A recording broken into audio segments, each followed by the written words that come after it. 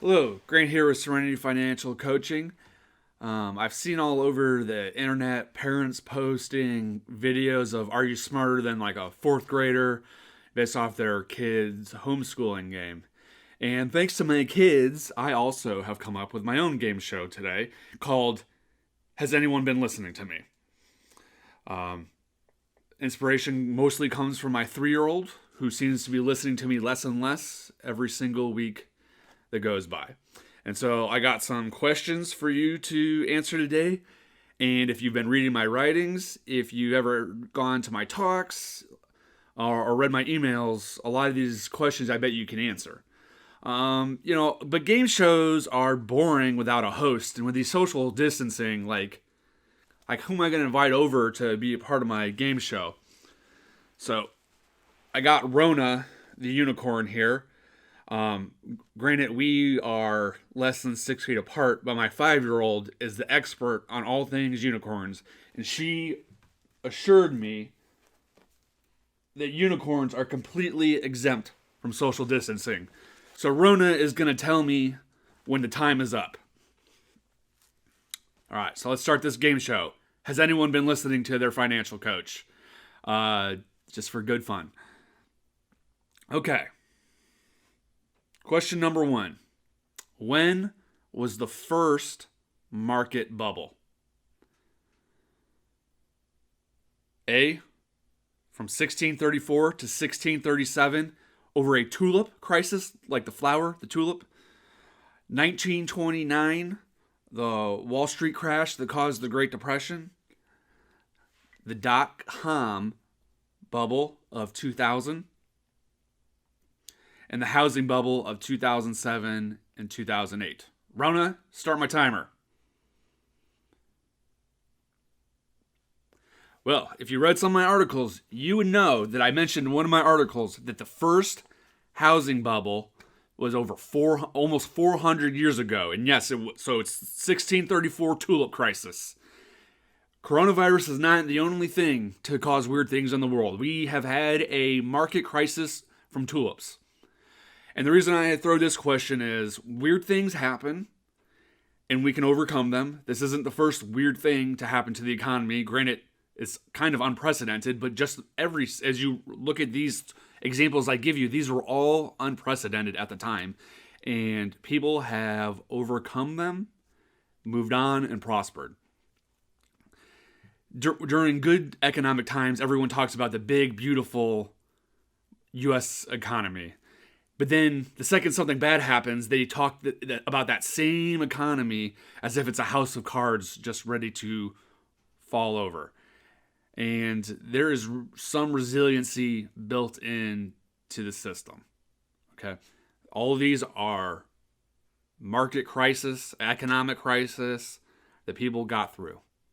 And that's how I know when I said in one of my last videos that I'm confident we'll get through this because humans are pretty good at getting through things. If you study financial history, it is a history of trial and error, fails, and redemptions. And I don't see that ever changing. Question 2. I got some quotes about money, some of them on the weirder side of things. Weird time, why not? Some weird quotes.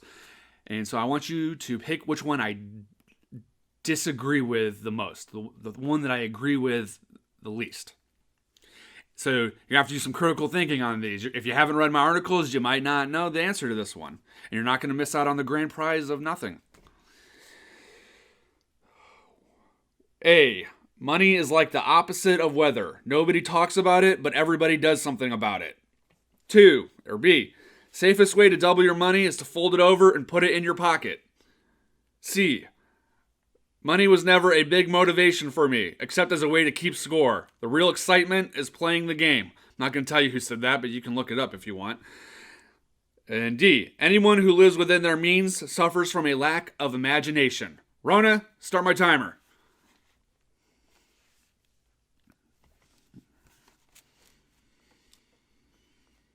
All right, let's go through these. Money is kind of like the opposite of weather. Everyone talks about the weather and then does nothing to prepare for it.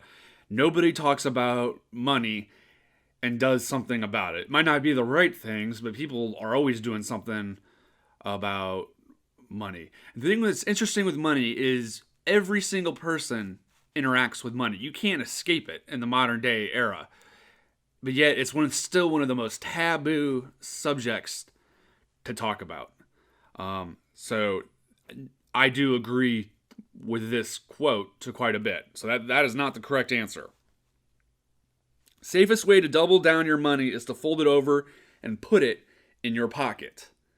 So I don't want people just shoving all their money in their pocket or shoving it under their mattress or getting crazy in these times and burying it in their backyard. But there is a deep truth to this. So there's a lot in the financial industry, everyone argues over things that are pretty non-consequential. Do people need to invest in ETFs or mutual funds? Or do this or do that, when people aren't doing any of those things. And so they've done studies on what people are the most prepared for retirement. What is the number one factor that gets you ready for retirement? And people were speculating on what the findings of this study was going to be. Is it going to be people that used mutual funds over ETFs? Is it people that controlled their advisor fees and trading fees? And it came out as a duh moment. It was the people that invested more that were ready for retirement. So there is a deep truth to this, that the best way to prepare for something is holding on and saving some money. So I'm going to agree with this quote to a degree. Money was never a big motivation for me, except as a way to keep score. The real excitement is playing the game.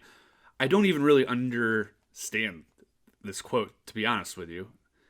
But the real excitement is playing the game. And I want to point that out. And I talk about this in my book that I'm working on. And the excitement of money is not like the stuff you can buy. It is the excitement of playing the game. And not a money game, but a life game. Money is a tool in many regards, and it's one of many tools that people possess. But the value of a tool is the stuff that you can achieve with it. And so, for as whacked out as this quote is, it is still not the right answer. Anyone who lives within their means suffers from a lack of motivation. Imagination. Should have turned my phone off, but nobody calls me during this time.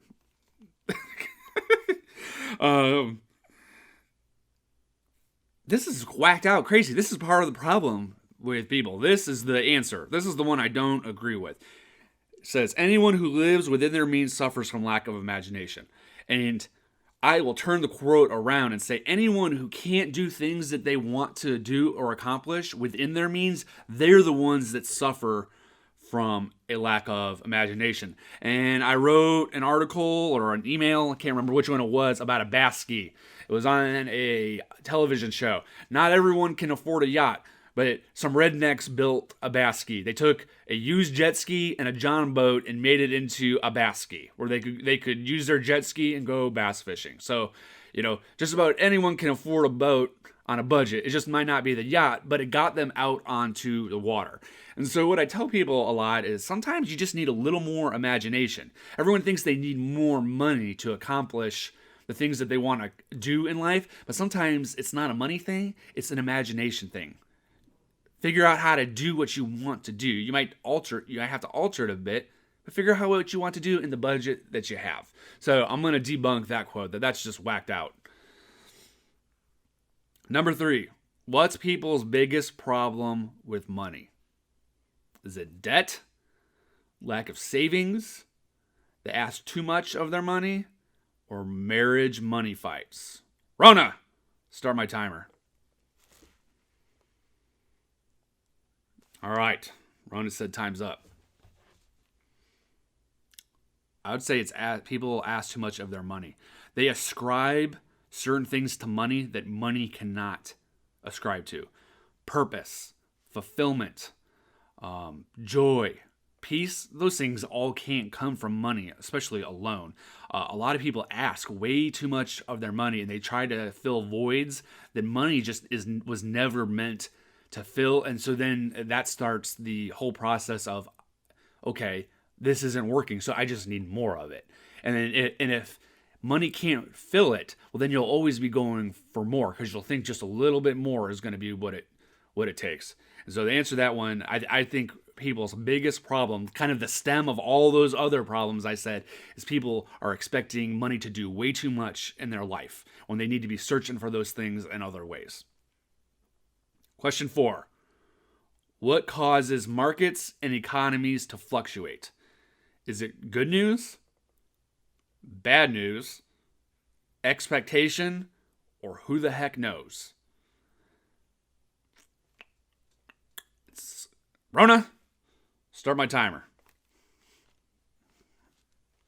Okay. Go through these. It's not good news. It's not bad news. Might be a little bit of who the heck knows. But markets run on expectations. And that's not always the most rational thing. So people make predictions. Economies make predictions of how it's going to be. And people tend to react off of the expectation. If you met or exceeded it, that is considered good news. But if you fall short, that's not good news. And the reason I say that's not always rational is because you can meet or surpass an expectation, and that's not necessarily good news. And you can just fall short of something, but it still be good news. But that is just typically not a lot how economies respond to things. And so this is an illustration that I want to point out for during this time. Because how do you get out of this mess when it seems like we have such a bad hole compared to where we were? Well, just like you have probably shifted your expectations for 2020. You probably don't have all the same goals. You're probably not hoping to achieve all the same things. You have probably shifted your expectations. And the same is the thing of the economy. Nobody is suspecting to accomplish what we thought we were at the year. And so markets change their expectations. And then good news and bad news is now based off of these new expectations. And that's how you dig yourself out of this mess one step at a time, as people build confidence by meeting or exceeding these new expectations. That's why any little good news that comes out that death, it was lower than expected, or, during this time, it's really not that great of news, but it beat the expectations and you saw the market go up. And that's how we dig ourselves out of this hole. Question 5, and this will be our last one. Who deserves the most credit during these times? Healthcare workers, grocery store workers, politicians, a lot of people. Well, this one's easy. It's not politicians. I'm not saying they're doing a bad job, but they're finally working for once. Healthcare workers deserve all the credit that they deserve. Grocery store workers deserve all the credit, and they deserve it.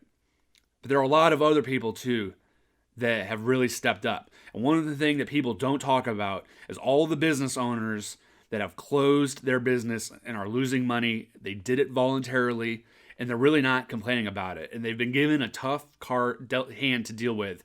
What do they do with their employees? Do we continue to pay them? They deserve a lot of people. They say in war, only the dead know the end of war. And in this economic thing, really, the people that have suffered the most and sacrificed the most are the people that have lost their jobs. And so it really takes everyone doing their part. And there are a lot of people, when this is all said and done, that are going to deserve a big thanks. And one thing I want to say is everyone gets bent out of shape of the people that are not following the rules and are acting like, I don't even know what they're acting like, getting in fights over bottled water in Costco. I don't know if this is any assurance to you or not, but those people exist every day of the year. That's why we have police officers. Have you ever seen videos of Black Friday? People breaking glass, getting into fistfights over a TV? Those are the same people getting into fistfights and stabbing people with wine bottles in Costco. So don't lose faith in humanity in this thing, because there are a lot of people stepping up, and those people that are doing the wrong things were doing the wrong things every single day of the year. They always exist. So if you're losing faith in humanity now, you should have lost it a long time ago. But I choose to focus on the positive things that are going on in this situation. And I also wrote an article about how do you feel during these times when things just don't seem to be going right. And I invite you to check it out. Imagine, believe, succeed. Reach out if you need us. And until next time, take care.